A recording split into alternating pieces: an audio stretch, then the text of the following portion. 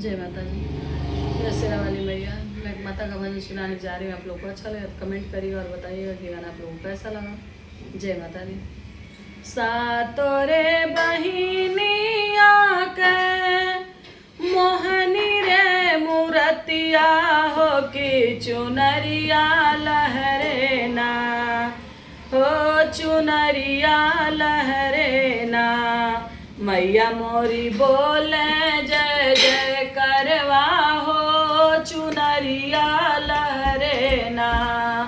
मैया मोरी बोले जय जय करिया हो चुनरिया लहरे ना।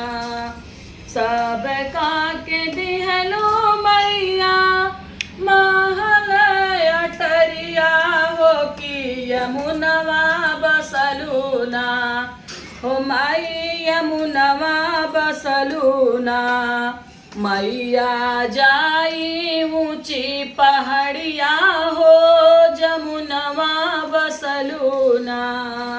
मैया जाई ऊंची पहाड़िया हो जमुनवा बसलूना। सब का के दिहलो मैया नीली पीली साड़िया हो कि अपना पहिन लूना। सब का के दिहलो मैया नीली पीली साड़िया हो कि अपन पहिन लूना।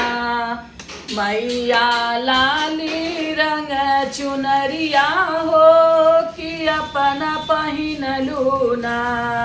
मैया लाली रंग चुनरिया हो कि अपन पहिन लूना।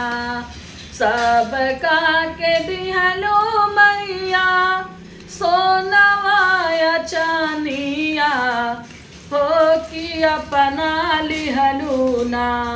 माई हो अढ़ाउल के फुलवा हो कि अपना लिहलूना।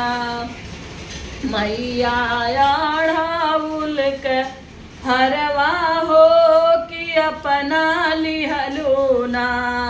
अपना ते चललो मैया सिंह के सवरिया हो कि सबका दिहलूना। मैया घथिया से घोड़वा हो कि सबका दिहलूना। मैया हाथिया से घोड़वा हो कि सबका दिहलूना। सबका के दिहलो मैया बारह व्यंजनवा हो कि अपना खैलूना। मैया हो मैया गियरिया हो कि अपना खैलूना। मैया हो मैया गियरिया हो तू अपना खैलूना। सातोरे बहिनिया के मोहनी रे मूरतिया हो चुनरिया लहरे ना। माई के होला जय जय करिया हो चुनरिया लहरे